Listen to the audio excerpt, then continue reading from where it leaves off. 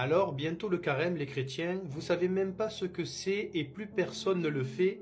Nous, on a le ramadan et tout le monde s'y tient. Eh bien, ravi de savoir, cher ami, que tu connais la pratique spirituelle de tous les chrétiens de ce bas monde. Alors peut-être que chez toi, c'est tout à fait normal de montrer sa pratique religieuse, d'affirmer l'attitude du paraître, mais d'un point de vue chrétien, c'est tout l'inverse. En effet, il est tout à fait normal pour un non-chrétien d'avoir le sentiment, d'avoir l'impression que les chrétiens ne pratiquent plus leur religion et en particulier lors du carême. Effectivement, le carême est basé sur l'humilité, la discrétion, la retenue, la pudeur, la générosité, la charité, en d'autres termes, sur l'amour. Surtout si un chrétien décide de jeûner à cette période-là. Et oui, car dans le christianisme, il n'y a rien d'obligatoire en termes de pratique spirituelle. Car pour un chrétien, tout se vit par élan du cœur. Par exemple, si une personne prie à contre-cœur, ou parce qu'on lui a imposé de le faire, ou pour paraître pieuse au regard des autres, ou que sais-je, eh bien sa prière ne lui servira absolument à rien. Il en va de même pour le carême et la pratique du jeûne. La discrétion et l'humilité sont de rigueur à cette période-là, tout comme il est d'ailleurs écrit dans l'Évangile selon saint Matthieu, chapitre 6, versets 17 et 18, où Jésus nous dit « Mais quand tu jeûnes, parfume ta tête et lave ton visage, afin de ne pas montrer aux hommes que tu jeûnes, mais à ton Père qui est là, dans le lieu secret, et ton Père qui voit dans le secret te le rendra. » Fin de citation.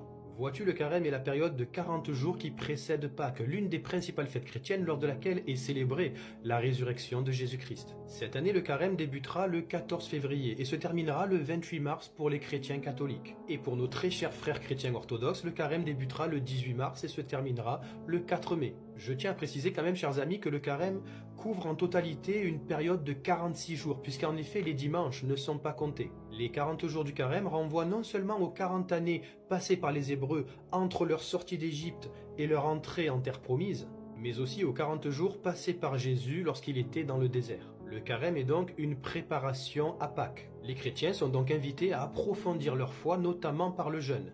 Et je répète une fois de plus que c'est une invitation et pas une obligation. Cela peut être en effet un jeûne sec, c'est-à-dire de ne pas boire et manger toute la journée. Cela peut être aussi un jeûne hydrique, c'est-à-dire uniquement boire de l'eau toute la journée. Et cela peut être aussi un jeûne partiel, c'est-à-dire un seul repas dans la journée. Il est tout à fait possible aussi qu'un chrétien ne fasse rien de tout cela, préférant se priver de viande durant cette période-là. Ou bien encore, par exemple, se focaliser uniquement sur l'aspect comportemental, bien que l'un n'empêche pas l'autre. Par exemple, éviter toute critique négative en s'orientant sur le don, la bonté, la générosité, la charité, en d'autres termes, sur l'amour. Encore une fois, chacun vit son carême à sa manière et il n'y a absolument aucune obligation. C'est un choix, une décision en conscience. Comme vous le savez, chers amis, le carême approche à grands pas et pour celles et ceux qui vont le faire, vous pouvez d'ores et déjà vous préparer psychologiquement. Humilité, discrétion et, inutile de le préciser, repas très simples. En effet, je ne connais aucun jeûneur chrétien qui s'empiffre tous les soirs de carême en réunissant leur entourage jusqu'à pas d'heure